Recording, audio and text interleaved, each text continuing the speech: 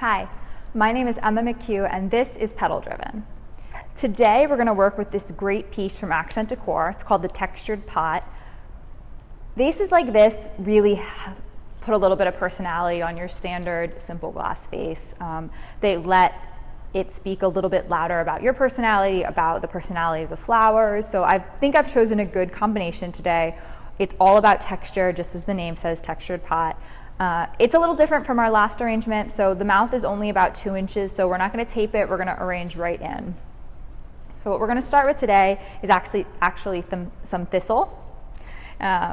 This is a really cool foliage that not a lot of people use, and I think especially with the soft nubbins of the vase, this brings a little bit of sharpness and a little bit of edge. So I'm just cleaning them up a little bit. You don't necessarily need all of the leaves. And then we're going to start doing what we always do, where we take the stem and you hold it up to figure out the size.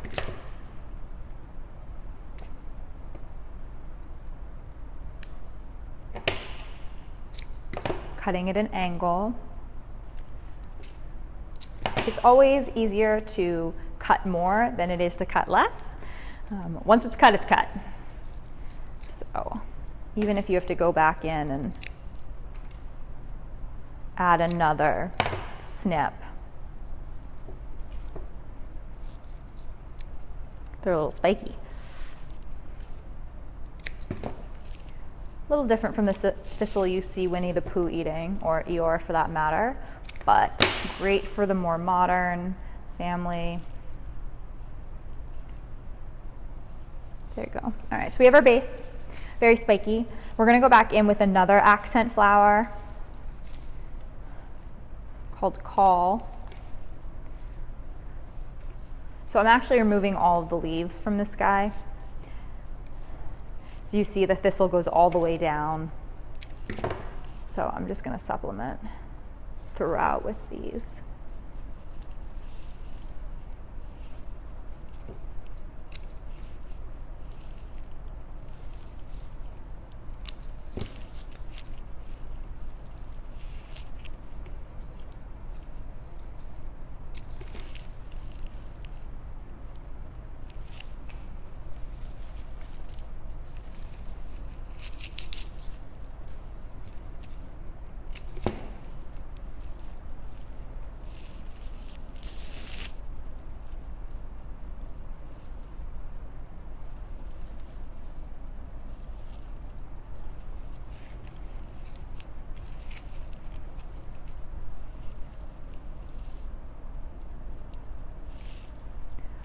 So the best part of building with your secondary flowers is that you basically create a net to put your full flowers in, your focal points.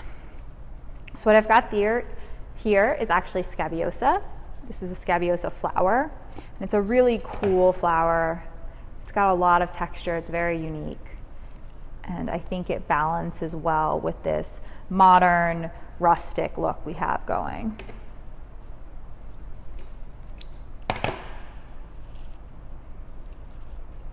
So the thing about these flowers is they point down.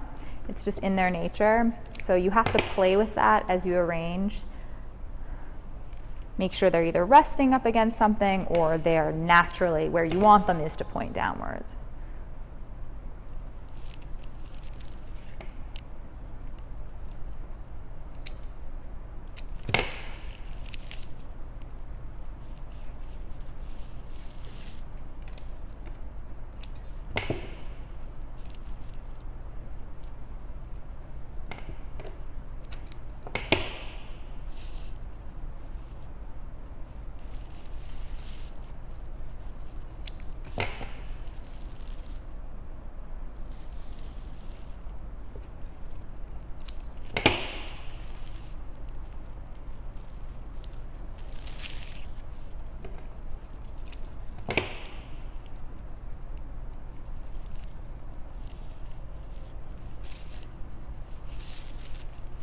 So as you see, even though the vase is a little bit stronger and the thistle's very sharp, by adding the pinks and the whites, you soften it up.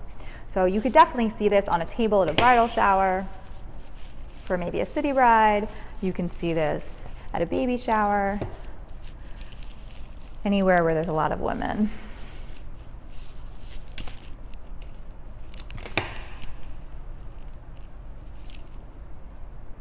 So what I'm kind of doing, I'm stacking the scabiosa on top of each other. So I'm using the fact that even though they curve down, they're building upon one another, which helps create these clusters of color. All right, so that's good for now.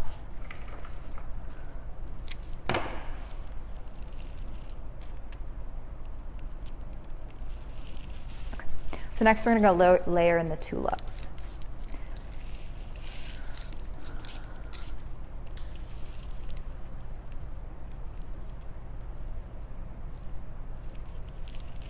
You know, actually. So we're going to keep layering in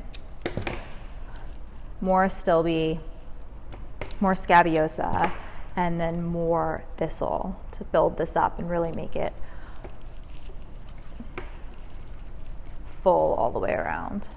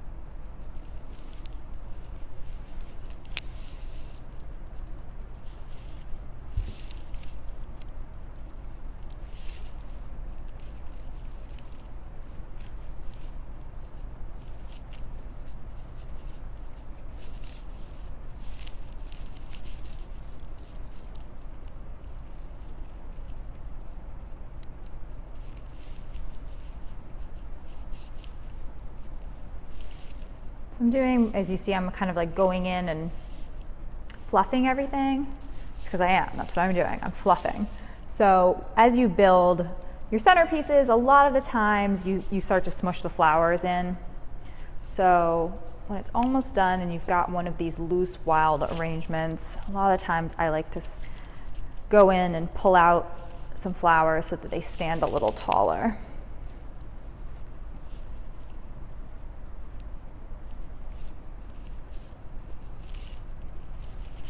All right, so there you have it, a wild, modern centerpiece. Thank you for visiting. This is Petal Driven.